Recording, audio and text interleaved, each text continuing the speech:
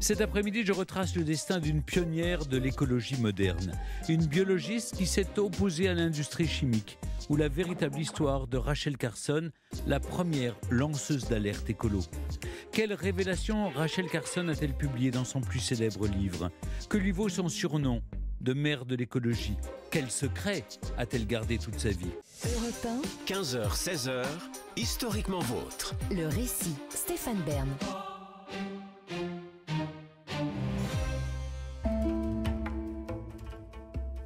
Nous sommes en 1962 aux États-Unis.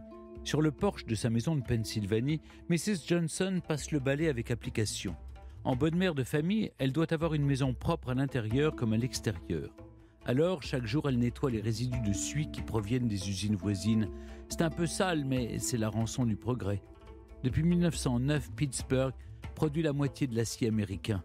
Mrs. Johnson le sait et s'en réjouit car son pays est le plus puissant du monde. Chiffon à la main, elle pense à sa mère qui n'a jamais connu l'eau courante.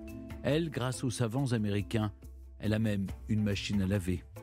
Mais depuis quelque temps, elle doit passer le balai plusieurs fois par jour car les avions d'épandage qui font plusieurs passages lâchent du DDT sur les champs voisins sans viser toujours juste. Elle en retrouve dans son jardin et dans la rue. Et c'est tant mieux car le DDT est un insecticide miracle. Mrs. Johnson a même vu à la télé un scientifique en manger tellement c'est bon. Dans les journaux, ils le disent aussi. Grâce au DDT, les fruits sont plus gros et plus juteux. Les vaches donnent plus de lait, les bœufs deviennent plus charnus. Grâce à la poudre de DDT qu'elle achète au supermarché, sa maison est plus saine. Fini les sales insectes qui pullulent partout. Et le plus important, elle le sait, c'est que le DDT guérit des plus atroces maladies. Sarah Carter, sa voisine, est morte du paludisme, une maladie attrapée au cours d'un séjour en Asie où son mari était en poste. Heureusement, aujourd'hui, des camions circulent en ville pour asperger les rues et les gens de DDT. On frictionne les enfants avec, et à l'école aussi contre les poux. C'est très efficace. En Afrique aussi, fini le typhus et la malaria. Ce pesticide, c'est la promesse d'un monde meilleur, débarrassé des nuisibles. Un monde où chacun pourra manger à sa faim grâce à des rendements agricoles optimaux, grâce à son pays et grâce à son mari, Mr. Johnson, qui fait partie de ceux qui ont déversé 10 000 tonnes de DDT dans les villes, les champs et les cours d'eau de Sardaigne pour un résultat spectaculaire. Endémique depuis l'Antiquité, le paludisme a désormais totalement disparu de l'île italienne. Bravo, Mr. Johnson. Mais pour être tout à fait informé sur le DDT, Mr. and Mrs. Johnson devraient lire Printemps silencieux, le livre manifeste d'une de leurs compatriotes, Rachel Carson. Au début des années 60, personne n'a jamais mieux démontré que la pollution et donc la maladie et la mort sont les conséquences du progrès. Rachel Carson s'est opposée à l'industrie chimique et en particulier au DDT qu'on trouvait partout. Mais d'où vient cet incroyable biologiste ? Rachel Louise Carson est née en 1907 en Pennsylvanie, sur la côte est des États-Unis, en pleine campagne, car ses parents ont choisi de s'installer loin de la ville. Au cœur des Appalaches, elle grandit entourée de chiens, de poules, de cochons, d'un cheval et de 25 hectares de terrain. La petite Rachel vit en pleine nature. Elle observe le monde miniature des insectes qui la fascinent. Elle aime aussi les oiseaux et les arbres qu'elle dessine dans ses carnets. Rachel est une enfant studieuse qui aime apprendre et écouter sa mère lui lire des romans, surtout les romans qui parlent de la mer qu'elle ne connaît pas. Elle-même lit le St. Nicholas Magazine, une revue pour enfants très populaire aux États-Unis. Elle y découvre Mark Twain, Robert Louis Stevenson ou encore Rudyard Kipling. Elle comprend vite le grand pouvoir des mots et se met à écrire. En ce printemps 1918, elle n'écrit pas encore sur la nature, non. Ce qui préoccupe Rachel, âgée de 11 ans, se déroule bien au-delà, de l'autre côté de l'océan Atlantique. L'année précédente, son grand frère Bob s'est engagé. Comme bien d'autres jeunes Américains, il est parti défendre l'Europe menacée. Rachel vit la Grande Guerre grâce aux lettres de son frère. Elle guette le facteur qui apporte des nouvelles. Chaque enveloppe ornée du tampon des forces expéditionnaires américaines est un événement familial. Bob envoie des cartes postales qui stimulent l'imagination de Rachel. Une route, quelques maisons regroupées autour d'un clocher, et voilà la France. Bob raconte son quotidien de mécano. C'est lui qui répare les avions indispensables pour gagner la bataille des airs. Il raconte aussi les avions qui tombent, les blessés, les morts. Rachel frissonne de terreur. Et si son frère ne revenait pas ? Pour conjurer le sort et témoigner de la bravoure des soldats américains, Rachel écrit une nouvelle qui s'intitule « Une bataille dans les nuages ». Elle raconte l'histoire d'un célèbre pilote d'avion de guerre. Elle l'envoie à la rédaction du St. Nicholas Magazine qui la félicite et publie son texte. Déjà, son talent d'écrivain ne fait pas de doute. Ses parents n'ont pas les moyens d'inscrire Rachel dans une high school, l'équivalent d'un lycée en France. Pour eux, le rêve américain ne se réalise pas. Plus ils travaillent, moins ils peuvent payer les factures. L'Amérique des années 20 prospère, mais eux régressent. Pourtant, la vallée de l'Allegheny, où ils vivent, s'est dotée depuis longtemps de hauts fourneaux. Elle est devenue le cœur de l'empire sidérurgique américain. Les minerais de fer, le charbon, le bois et la présence des voies fluviales ont transformé cette région bucolique. Les usines sont désormais partout. Des mines et des centrales électriques ont poussé comme des champignons. Elles salissent le paysage. En ville, la suie se dépose partout. Les habitants ont la gorge et les yeux irrités et ne peuvent pas laisser les fenêtres ouvertes. Rachel travaille beaucoup mais reste attentive à la nature. Jamais elle ne cesse d'observer son environnement. Celui de Pittsburgh lui donne à réfléchir. Adolescente, Rachel voit la nature changer autour d'elle. La Allegheny River de son enfance regorgeait de poissons qui ondulaient le long de ses jambes quand elle se baignait. Mais maintenant, elle n'a plus aucune envie de nager dans l'eau opaque recouverte d'une mousse sombre et malodorante. Les usines, les laboratoires et même les hôpitaux déversent leurs déchets dans les rivières sans se soucier des poissons. Son cœur se serre. Pourtant, c'est à la centrale électrique locale, grosse pourvoyeuse d'emploi, que son père obtient un poste à plein temps et qu'elle peut enfin entrer au lycée. Là-bas, à l'inverse des autres jeunes filles, Rachel n'étudie pas les garçons, mais de la littérature. Ses amies sont celles qui remettent en cause le modèle mariage, foyer, maternité. Car Rachel n'est pas tentée par le mariage. Elle a vu sa sœur aînée se marier pour divorcer quelques mois plus tard, puis se remarier. Marianne vit désormais avec son second mari et leur fille Virginia chez sa belle-mère, et la cohabitation ne se passe pas bien. Son frère aussi s'est marié au retour de la guerre, et il vit désormais chez Rachel et ses parents. Il n'a pas les moyens de s'offrir un foyer à lui, bien qu'il travaille aussi à la centrale. Non, vraiment, Rachel ne voit aucun avantage dans le mariage. Elle est déterminée à poursuivre ses études pour devenir un grand écrivain. Mais les revenus de son père ne suffisent pas à couvrir les frais d'inscription et d'internat. Sa mère décide de donner des cours de musique et de vendre des parcelles de la propriété. Ses parents sont prêts à tous les sacrifices pour lui permettre d'étudier. Elle ne les décevra pas. Elle quitte le lycée, major de promotion avec une moyenne de 93,5 sur 100. Grâce à une bourse, elle entre alors au Pennsylvania College for Women de Pittsburgh, une université d'élite qui recrute des jeunes filles des milieux aisés pour en faire des épouses cultivées. Mais ce n'est pas du tout la carrière qu'envisage Rachel Carson. Rachel, elle, veut devenir écrivain. Les journaux de l'université qui publient certains de ses textes l'y encouragent. Mais elle découvre alors la biologie qui l'intéresse aussi. Elle se lie d'amitié avec son enseignante, Mary Scott Skinker. C'est une femme à la fois belle et brillante. Rachel aimerait lui ressembler. Alors, science ou littérature ? On lui explique que pour une femme, choisir la science ne mènerait à rien, car les femmes n'ont pas l'intelligence des hommes, ni leur place dans le monde universitaire. À l'inverse, rien ne s'oppose à ce qu'elle écrive. Écrivain, c'est un bon métier pour une femme qui permet de concilier la vie de mère de famille et le travail. Et alors que tous pensaient qu'elle choisirait la littérature, Rachel opte pour la science en deuxième année. Elle a 21 ans et se passionne pour les interactions entre les êtres vivants et leur milieu. Nous sommes le matin du 14 novembre 1927. Rachel se prépare pour aller en cours. Elle s'habille, fait son lit, mais pas question d'aérer la chambre car la suie envahirait tout. Elle tousse. Elle se mouche et devant la glace ne parvient pas à ôter les minuscules particules accrochées à ses cheveux. Tout à coup, à 8h43 très exactement, elle entend une extraordinaire explosion, suivie quelques minutes plus tard d'une deuxième, puis d'une troisième. Elle sent le sol trembler, tandis qu'une énorme boule de feu s'élève dans le ciel. 3 réservoirs de gaz naturel, les plus gros du monde, viennent d'exploser. Les ouvriers qui travaillent sur place sont pulvérisés. 26 personnes sont tuées, des centaines d'autres blessées et sans abri. Tout le quartier nord est en ruine, comme après un bombardement. Comme beaucoup d'habitants, Rachel est choquée. Dans cette ville qui croule sous les usines, la sécurité des habitants n'est pas assurée. Ils sont à la merci d'infrastructures qui ne répondent à aucune norme de sécurité. La région industrielle de Pittsburgh connaîtra bien d'autres drames dus aux usines. En 1948, la ville de Donora, 30 km de Pittsburgh, subira les effets tragiques du smog. La ville sera couverte jour et nuit d'un épais nuage de fumée résultant des activités d'extraction du charbon et de production d'acier, de fer et de verre. Ce nuage provoquera la mort par asphyxie d'une vingtaine de personnes et induira des troubles respiratoires chez près de la moitié de la population. Des citoyens protestent contre la pollution atmosphérique des usines. Les municipalités répliquent en aménageant de grands parcs urbains comme Central Park à New York. Rachel Carson ne pense pas que cela soit suffisant pour lutter contre la pollution ambiante. Rachel termine son cursus avec mention très bien.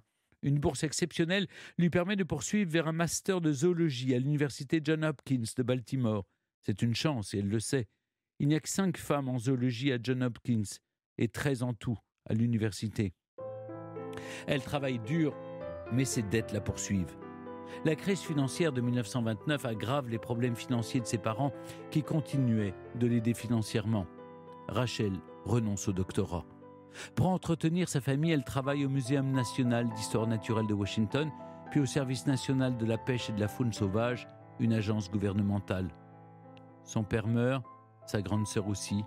Elle héberge ses 2 nièces et sa mère qui ne la quitte jamais. Rachel Carson rédige des textes de vulgarisation scientifique pour des émissions de radio, puis des articles dans les journaux qu'elle signe R.L. Carson. On ne doit pas savoir que l'auteur n'est qu'une simple femme, ça remettrait en cause leur crédibilité. Elle y explique que les activités humaines perturbent l'environnement. Elle voudrait éveiller l'attention des lecteurs, les familiariser avec l'écologie. Taraudée par le démon de la littérature, Rachel publie en 1937 un texte poétique sur la mer dans une revue littéraire prestigieuse.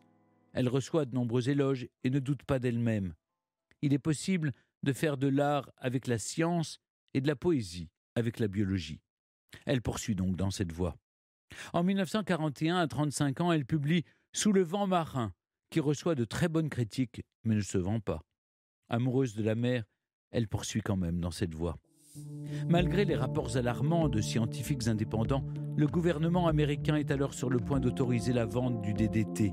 L'efficacité comme insecticide du dichlorodiphényl trichloroéthane vient d'être mise en évidence par un chimiste suisse qui reçoit le prix Nobel de médecine en 1948. L'armée utilise efficacement le DDT comme insecticide pour lutter contre le typhus et le paludisme, 2 maladies mortelles transmises par les insectes. Pour alerter le grand public sur les effets néfastes du DDT, Rachel Carson écrit un article pour le Reader's Digest. L'article est refusé sous prétexte qu'il ne servirait qu'à inquiéter la population. Ce n'est que partie remise pour Rachel Carson, qui continue ses recherches. Ses recherches et ses livres aussi. La mer autour de nous, son 2e ouvrage sur la mer, est prépublié en extrait dans le New Yorker en 1951. C'est un succès immédiat. Il reste 86 semaines dans la liste des best-sellers, dont 39 à la première place. Elle reçoit le National Book Award for Non-Fiction. Le New York Times le choisit comme livre de l'année car c'est, je le cite, un phénomène littéraire aussi rare qu'une éclipse totale de soleil. Même succès en 1958 quand paraît le 3e volet de sa trilogie sur la mer intitulé « Là où finit la mer ». Ses finances s'améliorent alors que sa santé se dégrade. Mais elle ne cesse d'écrire car en tant que biologiste, elle est persuadée que le but de la science est de découvrir et d'éclairer la vérité. En ces années d'après-guerre, la science est reine. Grâce à la bombe atomique, elle a mis fin à la guerre. À présent, grâce à la révolution verte, les blouses blanches promettent d'éradiquer définitivement la famine. Elles vont nourrir la population du monde entier, en partie grâce au DDT. C'est une molécule neurotoxique qui tue les insectes en interférant avec leur système nerveux. Il est aussi utilisé comme herbicide. C'est un produit miracle, une victoire de la science. De fait, il donne à qui l'utilise l'étourdissante impression de régenter la nature. Il extermine les ravageurs, les mauvaises herbes et les insectes considérés comme nuisibles. Il diminue les pertes, augmente les rendements et réduit la propagation des maladies. Le DDT est le meilleur allié d'une agriculture industrielle et moderne. Rien ne doit donc barrer la route aux hommes armés de pulvérisateurs. Pire, l'épandage se fait par avion. Souvenez-vous du film d'Alfred Hitchcock, La mort aux trousses. Dans une scène devenue mythique, on voit Cary Grant qui tente d'échapper à un avion qui lui fonce dessus. Dans un premier temps, Il ne s'inquiète pas de le voir tournoyer à basse altitude. Des avions épandeurs comme celui-ci, le ciel des États-Unis en est plein. Et les pilotes déversent très généreusement les pesticides, car ils sont payés au nombre de litres pulvérisés. Les communiqués officiels sont rassurants.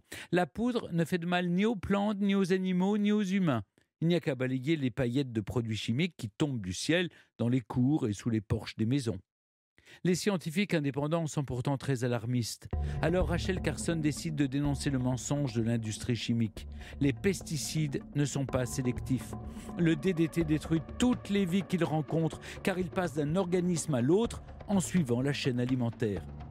Prenons l'exemple de Clear Lake en Californie. Ces eaux plaisent à un petit moucheron, ni piqueur ni suceur mais envahissant. En 1949, on décide de s'en débarrasser grâce à un hydrocarbure chloruré proche du DDT qu'on répand sur le lac. Le nombre de moucherons diminue, mais pas assez. On renouvelle l'opération en 1954, puis en 1957. Dès le premier épandage, on trouve de nombreux grèbes morts aux alentours du lac. Ce sont des oiseaux aquatiques qui fréquentent Clear Lake pour se nourrir de poissons qui eux-mêmes se nourrissent de plancton. Les analyses effectuées sur le plancton permettent de comprendre qu'il a absorbé et concentré l'insecticide qui s'est transmis aux poissons qui mangent le plancton, puis aux oiseaux qui mangent les poissons. Le DDT tue aussi les oiseaux du quotidien tels le rouge-gorge. Bien sûr, les rouges-gorges ne sont pas volontairement aspergés de DDT, mais les arbres le sont pour éliminer les ravageurs. Les feuilles tombent et sont décomposées par l'action des vers de terre qui s'intoxiquent. Les rouges-gorges mangent ces vers de terre intoxiqués au DDT et meurent. Il en va de même pour le raton laveur, la taupe, la musaraigne. Tout un petit monde disparaît, déjà. Rachel Carson dénonce les effets imprévus et dangereux du DDT. Elle remet en cause cette science qui pense tout maîtriser et dominer la nature. Rachel Carson explique qu'il est impossible de tout prévoir et dénonce la naïveté du gouvernement face à l'industrie chimique. Aucun principe de précaution n'est à l'œuvre, aucun programme ne permet d'acquérir des informations fiables sur la toxicité des substances chimiques. Il est devenu impossible de faire confiance aux scientifiques. Rachel Carson, qui connaît ce monde pour le côtoyer chaque jour, le sait. Elle décrit comment les grandes sociétés de produits chimiques subventionnent abondamment les recherches sur les insecticides dans les universités. Elle verse des bourses substantielles aux chercheurs et crée des postes intéressants. Ainsi, les scientifiques travaillent pour rendre les insecticides plus efficaces encore et écrivent volontiers des rapports favorables à l'agrochimie. Mais personne ne subventionne la recherche biologique qui permettrait de se passer des produits chimiques. Alors, Rachel Carson s'apprête à publier son livre Manifeste et les réactions ne vont pas se faire attendre.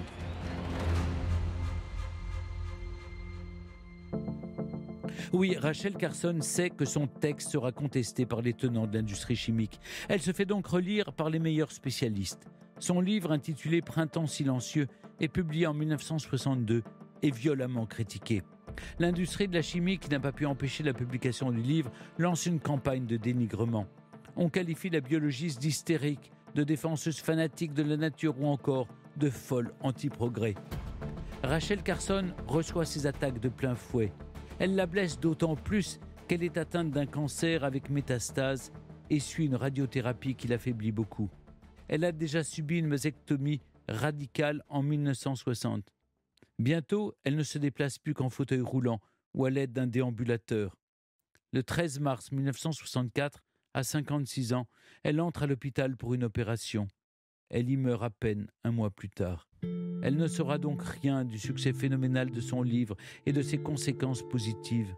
Printemps silencieux est considéré aux États-Unis comme l'un des 25 plus grands livres scientifiques de tous les temps, et depuis 5 décennies, il est sans cesse réimprimé. Sous l'administration Kennedy, le ministère de l'Agriculture et le service de santé publique lancent une grande enquête pour déterminer les conséquences du DDT sur la santé humaine.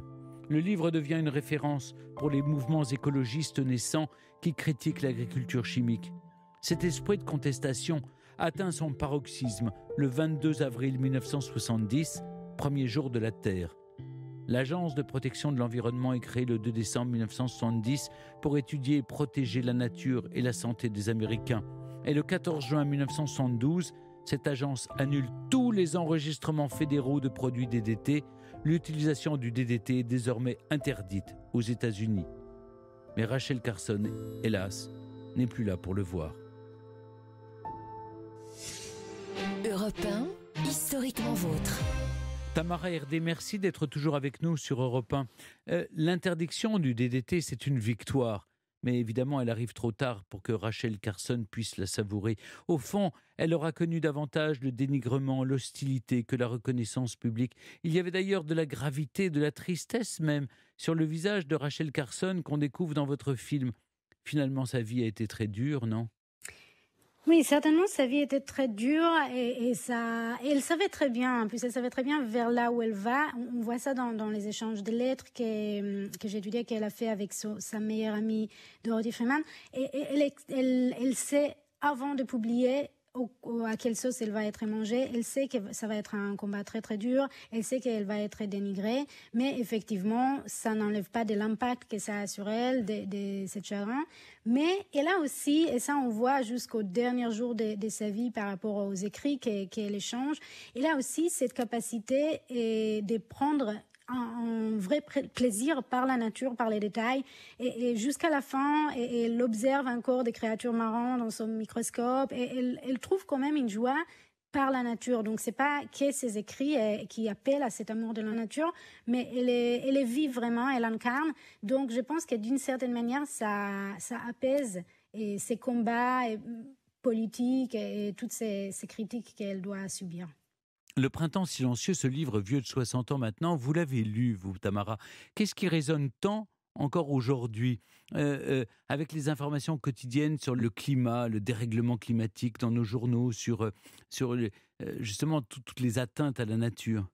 En fait, je pense que moi, en tout cas, ce qui m'a frappé le plus en lisant, c'est à la fois les degrés d'information qu'il y avait déjà à ce moment-là, que Rachel Carson a déjà pu amener comme une pionnière qui a relevé ça, et en même temps, jusqu'à tel point, encore aujourd'hui, on prend des décisions, que ce soit au niveau politique, que ce soit au niveau de l'agriculture, que ce soit un peu partout, on prend encore des décisions qui vont à l'encontre de ça, qui ignorent totalement toute cette information. Évidemment qu'aujourd'hui, on sait bien plus que ce que Carson a relevé à l'époque, mais déjà, rien qu'en lisant Printemps silencieux aujourd'hui, il y a beaucoup de décisions politiques, on va se dire, mais comment on peut encore prendre ces décisions en ayant ces informations, en lisant tout ça? Comment est-ce qu'on peut ignorer toutes ces choses qu'elle a publiées déjà autant d'années avant? Dans l'analyse de Rachel Carson, qu'est-ce qu'elle apporte d'inédit sur les effets des pesticides, notamment son explication sur comment se transmet le poison dans le monde animal, c'est ça? Oui, en fait, elle, c'est vraiment les messages un peu global de son livre, c'est de se dire on ne peut pas se séparer, on ne peut pas en fait dire qu'il y a l'homme et qu'il y a le reste de la nature et qu'en fait l'homme il peut contrôler et combattre la nature. En fait, si l'homme il va faire un combat contre la nature, la nature ça va avoir des conséquences et c'est l'homme qui va perdre. Et en fait, elle explique qu'il y a tout cet écosystème et qu'en fait, si on change un élément et qu'on va nuire à certains animaux, à la mer, à l'eau, à l'air, etc., en fait, ça va retourner contre nous et qu'on ne peut pas se séparer, qu'en fait l'homme il fait une partie intégrale de la nature. Et en fait c'est cette idée-là qui aujourd'hui peut-être il nous semble plus connue, plus publiée, plus discutée, mais en fait à l'époque ça a été contrairement un contre-courant de tout ce qui était pensé aux États-Unis, où en fait l'homme était le plus fort et qui peut tout contrôler et combattre. Et c'est ça vraiment l'idée principale qu'elle va mettre en avant. Tamara Herdé, votre documentaire Rachel Carson, la mère de l'écologie, qui a été diffusé sur Arte, notamment né d'une découverte que vous avez faite. Vous êtes tombé sur une correspondance entre Rachel Carson et une autre femme, des lettres qu'on entend d'ailleurs par extrait dans votre film grâce à la voix de Sandrine Bonner. Au fond, cette femme dont vous nous avez parlé, mais qui est-elle et qu'est-ce que révèlent ces lettres? Donc en fait, Dorothy Freeman était une amie de Rachel Carson. Oui. Elles se sont connues à un moment donné, dans un moment où Dorothy et son mari, qui était un photographe, sont venus dans l'endroit où Rachel Carson habitait, et elles ont tissé une amitié. Et petit à petit, il y avait cette correspondance qui commence, donc à peu près 12 ans avant la mort de Rachel Carson. Et cette amitié, elle va devenir de plus en plus forte. Il va y avoir une relation extrêmement intime qui va être liée entre ces deux femmes. Et en fait, moi, ce qui m'a paru vraiment intéressant dans ces échanges, c'est que ça nous permet de connaître toute la façade de Rachel Carson qu'on ne peut pas connaître par ses écrits ni par les interviews qu'elle a données après dans les médias, et qui est tous les années où, en fait, à partir du moment où elle va découvrir ces informations alarmantes sur les pesticides, et qu'elle va prendre la décision avec beaucoup de doutes, beaucoup de peur. Encore une fois, elle savait vers quel challenge elle va aller. Et elle partage tout ça avec Dorothy, en fait, d'une manière très intime et très sensible, jusqu'à vraiment très peu avant sa mort. Donc, on a toute la façade aussi où elle écrit les livres, où elle les publie.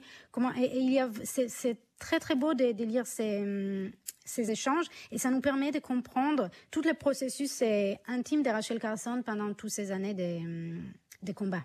Justement, comme vous le dites, elle raconte tout dans ses lettres. Je vous propose d'écouter un extrait. Je sais que tu redoutes les désagréments qui seront inévitablement associés à sa publication. Mais c'est une chose dont j'ai tenu compte. Je pense que tu sais à quel point je crois en l'importance de ce que je fais. Je n'aurais pas de paix intérieure si je me taisais. J'aimerais pouvoir sentir que tu veux que je le fasse. J'aimerais que tu puisses sentir, comme moi, que c'est au sens le plus profond du terme un privilège et un devoir d'avoir l'opportunité de prendre la parole, et pour des milliers de personnes, autour d'un sujet aussi important. Elle dit justement « Je n'aurais pas de paix intérieure si je me taisais ». Rachel Carson se sentait une responsabilité d'agir. D'où lui vient ce sens du devoir, cette conviction ? Je crois que c'était un mélange de son caractère, de l'époque, de quelque chose. Ça a été une évidence pour elle. En fait, les moments où elle découvre et elle reçoit ces informations et par des petites touches qu'il y a cette suspect de danger de pesticides, elle va faire toute une série de tests, énormément de tests. En fait, vu qu'elle va savoir que l'ampleur de ce qu'elle est en train de découvrir, elle s'arrête pas à quelques essais. Elle va passer des années à revérifier, et quand elle est vraiment extrêmement sûre que c'est vrai ce qu'elle sait, elle se dit qu'elle ne peut pas, qu'elle ne peut pas laisser. Elle voit des gens autour d'elle mourir, elle voit toutes les conséquences sur la nature, et elle est persuadée qu'elle est obligée de les publier coûte que coûte. Ce devoir de parler, est-ce que Rachel Carson l'a vécu parfois comme un fardeau ? Est-ce qu'elle a hésité ? Est-ce qu'elle a douté ? Donc, dans les lettres avec Dorothy, qui pour moi sont les meilleures, c'est un peu comme une sorte de journal intime, en quelque sorte. On voit que, en fait, elle doute pas de sa vérité. Elle sait très bien qu'elle a raison. On sent qu'il y a des moments qui sont extrêmement difficiles parce qu'elle sait à quoi elle va être affrontée. Il y a des moments, encore une fois, quand elle fait ces revérifications où elle peut douter, mais au final, au bout d'un moment, quand elle a la preuve scientifique qu'elle a raison, elle ne doute plus. Et Dorothy, par moment, elle essaie de la convaincre d'une manière ou d'une autre, assez subtile, évidemment, mais de ne pas le faire par peur pour elle, parce que c'est son amie et qu'elle sait que ça va être extrêmement dur. Mais Rachel Carson, elle ne doute pas. À partir du moment où elle est sûre de son scientifiquement, elle va y aller. Et elle sait qu'elle ne pourra pas vivre avec elle-même si elle ne publie pas ça et si elle n'essaye pas de combattre ça. Son combat, évidemment, c'est contre le DDT, un produit dont on aspergeait les rues et les gens, comme je le racontais. D'ailleurs, vous montrez dans votre film, Tabara, des images d'épandage, des vaporisations jusque dans les appartements. Ce qu'on sent dans cet extrait, c'est que elle sait, Rachel Carson, que ce sera violent, et ça l'a été. Tout à fait. D'ailleurs, quand dans le processus du travail sur les films, les archives qu'on a vues, c'est hallucinant en fait aujourd'hui. Quand on voit ça, on se croit halluciné. C'est effectivement des avions qui pongent des quartiers entiers, des maisons, des jardins, des gens, etc. Mais pour tout le monde à l'époque, ce qu'il faut comprendre, c'est que ça a été totalement normal en fait.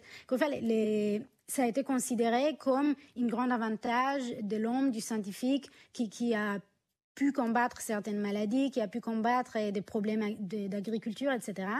Et évidemment, ça fait partie aussi de cette rêve américain, de cette présentation des super pouvoirs de l'homme. Et Rachel Carson, elle sait très bien qu'elle va aller contre ça, qu'elle va être attaquée par toutes les lobbies, par toute l'industrie qu'il y a derrière ça. Elle n'est pas du tout naïve par rapport à ça. Elle sait très bien à quoi elle va s'attaquer. Mais voilà, fait le choix de le faire.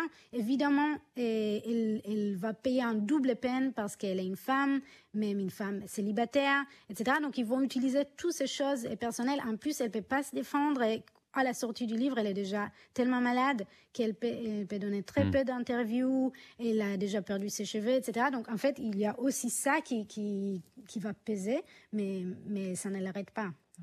Justement, dans cette période d'après-guerre, on croit évidemment, dur comme fer, au progrès scientifique et la science est reine.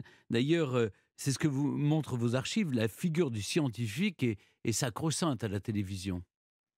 Tout à fait, tout à fait. Et Rachel Carson, en fait, elle n'est pas contre, ce qui est intéressant, elle n'est pas contre la science, elle n'est pas contre les progrès, elle n'est pas contre toutes ces choses-là. Elle appelle tout seulement à réfléchir aussi d'une autre manière de ne pas faire ça d'une manière démesurée et sans étudier aussi les contre-effets. Le problème avec cette époque-là, c'est qu'il n'y avait pas de contre-études, il n'y avait rien qui pouvait mesurer aussi les conséquences. Et elle, en gros, auquel elle appelle, c'est de la science, mais qui est la science qui va avec la nature, et pas contre la nature. Je me pose une question tout d'un coup. Au moment où elle fait la promotion de son livre, elle est atteinte d'un cancer. Justement, à aucun moment, elle n'a expliqué que le cancer était lié aux effets secondaires de l'épandage de DDT. Non, en fait, pour elle, et c'est quelque chose qu'on voit dans certains passages aussi dans les lettres, etc. Les cancers étaient un gros problème. En fait, elle voulait pas que ce sera su. Elle a voulu garder ça caché parce qu'elle avait peur qu'on va l'attaquer davantage et qu'on va dire qu'en fait, c'est comme quelque chose de personnel qui l'anime. Que c'est à cause de son cancer qu'elle va dire ces choses-là, etc. Donc pour elle, c'était très important de les garder au plus possible et secrets. En fait. Tamara Erdé, quand Rachel Carson publie Le Printemps silencieux en 1962, vous l'avez rappelé, la critique est violente. Le livre de Rachel Carson est une bluette, un poison littéraire, un livre partial. Ce sont les extraits des coupures de presse que vous montrez dans votre documentaire. C'est une grossière distorsion de la réalité, affirme face caméra un scientifique en blouse blanche. Au fond, ce sont les lobbies qui orchestrent cette campagne de dénigrement, non ? Ou l'industrie chimique ? Oui, tout à fait. Il y a énormément de pression et de lobbies qui envoient à la fois des scientifiques, qui mettent de la pression aussi sur des journaux, etc. Il faut savoir qu'il y a aussi, bien heureusement, des critiques positives. Il y a aussi beaucoup de place que les journaux ils donnent au départ à la publication du livre, ce qui va faire qu'il circule, qu'il prend de plus en plus de hauteur, qu'il arrive à plus en plus de lecteurs, etc. Il y a aussi, après, le président de l'époque Kennedy qui intervient, qui appelle quand même à faire des études là-dessus. Donc, en fait, heureusement, c'est les deux choses en même temps. C'est-à-dire qu'il y a les lobbies qui vont s'activer pour essayer de dénigrer ça, mais il y a aussi toute une autre voix qui voit dans les livres quelque chose qu'on ne peut plus ignorer. Vous parliez tout à l'heure justement des scientifiques et la manière dont ils apparaissent à la télévision. Mais il y a deux sortes de scientifiques. Il y a ceux qui passent à la télé pour défendre l'industrie chimique, et puis il y a Rachel Carson et des scientifiques honnêtes. Quelle scientifique a-t-elle choisi d'être, elle ? Comment elle vivait sa vocation de scientifique ? Justement, je pense que ce qui est vraiment intéressant, et ça nous ramène à son parcours, comme on a vu avant, c'est ce mélange qu'elle avait entre son amour de la littérature et d'écrire et les sciences. Et en fait, pour elle, sa mission, et on voit ça dès le début, c'est non seulement d'être une scientifique qui fait ses propres recherches et va avoir des informations, des études, etc., mais pour elle, sa vraie mission, c'était la vulgarisation du science dans le sens où ça peut créer une connexion entre l'homme et la nature. Et en fait, on voit ça dès ses premiers livres qui étaient centrés beaucoup sur la mer et sur les animaux marins, etc. En fait, elle a une façon d'écrire sur la nature dont le but, c'est simplement de faire aux gens qui sont, par exemple, qui habitent dans des villes, qui ne sont pas connectés au quotidien à la nature, de les faire à travers simplement la lecture de ces livres, de les faire sentir la nature, de les faire aimer la nature, etc. Et donc, pour elle, c'est ça sa façon d'être scientifique. C'est écrire sur les sciences, écrire sur la nature et de les rendre accessibles aux gens. Tamara Erdé, vous avez interviewé pour votre documentaire Irène Frachon, la lanceuse d'alerte au cœur du scandale Mediator. Qu'ont-elles en commun, ces deux femmes ?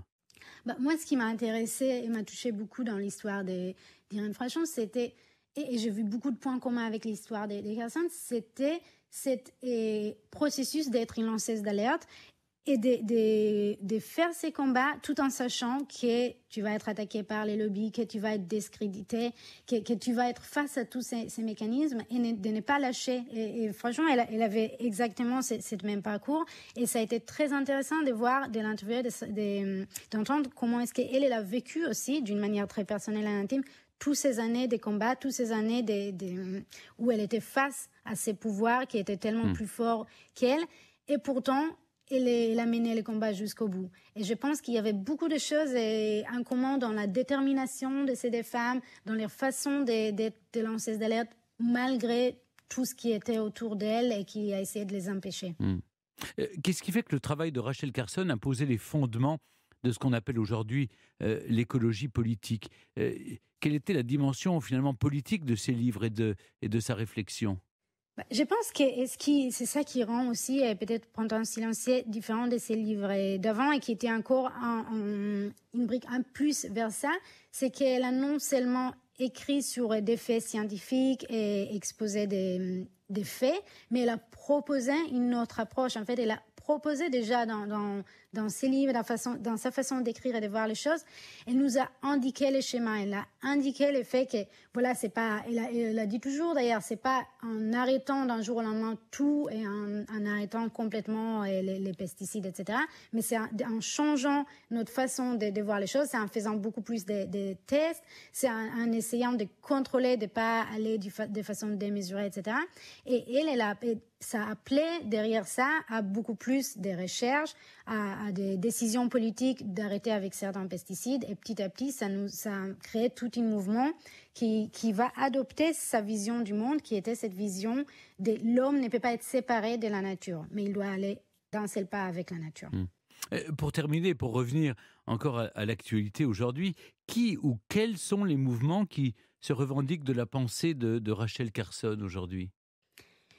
Je ne sais pas qui va se revendiquer. Encore une fois, je pense que malheureusement, elle reste assez, par rapport à l'ampleur de ce qu'elle nous a amené, elle reste assez peu connue. Donc, je ne sais pas dire quels mouvements vont l'indiquer d'une manière très claire, mais je pense que dans tout mouvement aujourd'hui écologique, dans tout mouvement et qui va appeler un retour à la nature, dans tout mouvement qui va penser à des solutions pour vivre autrement par rapport au changement climatique et aux dangers auxquels on fait face, il y a une graine de cette pensée qui a planté à l'époque Rachel Carson. Mais merci beaucoup Tamara Erdé de nous avoir accompagnés cet après-midi dans Historiquement Vôtre pour retracer la véritable histoire de Rachel Carson, la première lanceuse d'alerte écolo. Je rappelle votre documentaire Rachel Carson, la mère de l'écologie, produit par Elda Productions et diffusé sur Arte. Merci à vous, merci beaucoup. Merci. Et j'en profite pour signaler également le livre d'Isabelle Colomba, Rachel Carson, Le monde doit savoir, paru chez Albin Michel, qui nous a également permis d'enrichir notre récit. Merci beaucoup. Historiquement Vôtre sur Europe 1 et en podcast sur europe1.fr.